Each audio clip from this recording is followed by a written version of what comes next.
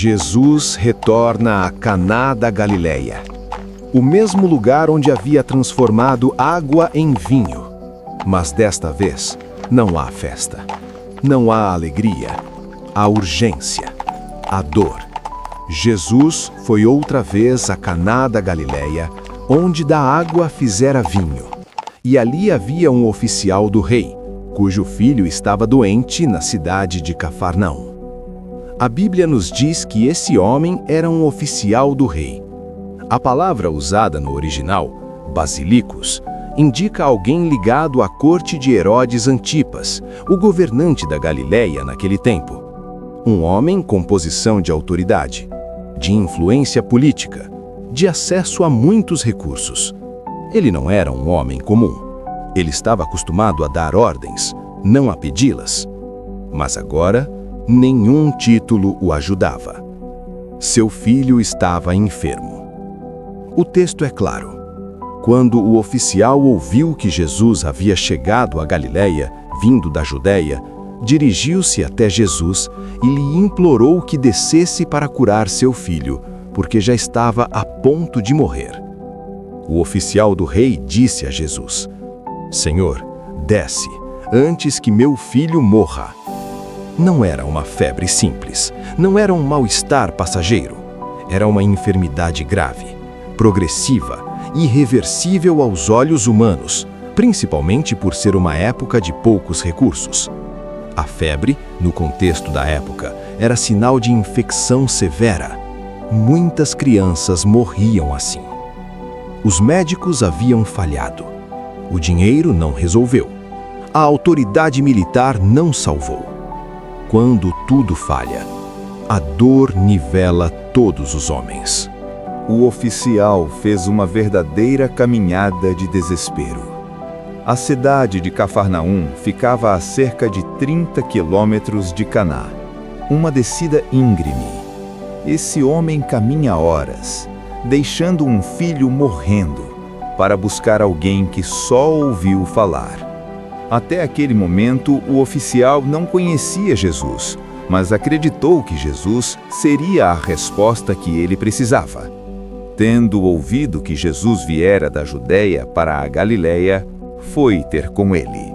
João 4:47. Ele não vai como oficial. Ele vai como ser humano desesperado. Ele vai como pai, e o pedido é simples.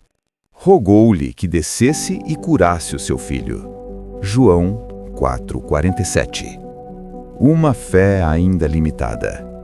Ele cria que Jesus podia curar, mas acreditava que Jesus precisava descer até Cafarnaum, precisava estar presencialmente no leito do seu filho para que Jesus pudesse curá-lo, e que precisava agir rápido. O oficial implora: Senhor, desce antes que meu filho morra. João 4:49. Quantas vezes nossa fé também é assim? Cremos no poder, mas limitamos na forma do que vemos e condicionamos o tempo. Ignoramos que o poder de Jesus está acima da doença, da morte e até mesmo do tempo. Jesus tanto pode curar um doente como ressuscitar da morte física ou espiritual. Ele tem poder sobre todas as coisas. Jesus, a palavra que muda tudo. Jesus não discute, nem argumenta, nem mesmo vai até a casa do oficial.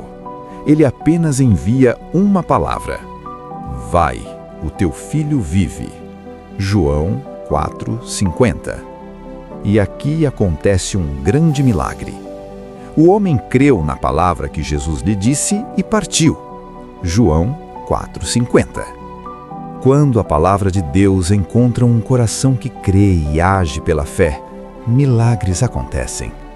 Ele viaja de volta para casa sem o filho nos braços, sem uma garantia visível, apenas com uma palavra: e a fé. A revelação de que a fé que vem pelo ouvir. Paulo explica esse princípio com clareza. A fé vem pelo ouvir, e o ouvir pela palavra de Cristo. Romanos 10:17. E também: visto que andamos por fé e não pelo que vemos. 2 Coríntios 5:7. O homem natural precisa ver para crer, mas a graça nos ensina a crer para ver, confiar e agradecer antes mesmo da confirmação. A Bíblia diz no livro de Filipenses 4:6: Não andeis ansiosos de coisa alguma, mas em tudo sejam conhecidas diante de Deus as vossas petições, pela oração e pela súplica com ações de graças. A pessoa que crê em Deus ora e pede já agradecendo. A oração é acompanhada de louvor a Deus pela certeza absoluta que a resposta do Senhor, podendo ser ou não o que pedimos, mas será o melhor de Deus para nós. A confirmação no caminho. No caminho de volta, o oficial do rei foi surpreendido. Seus servos vieram a seu encontro e lhe anunciaram que o seu filho vivia. Ele pergunta o horário. Ontem, às 7h, a febre o deixou. Exatamente no momento em que Jesus falou. Reconheceu o pai que aquela fora a hora em que Jesus lhe dissera: Teu filho vive. Uma casa transformada pela graça. O texto conclui: E creu ele e toda a sua casa. A fé de um pai, a graça de Cristo, a salvação alcançando uma família inteira.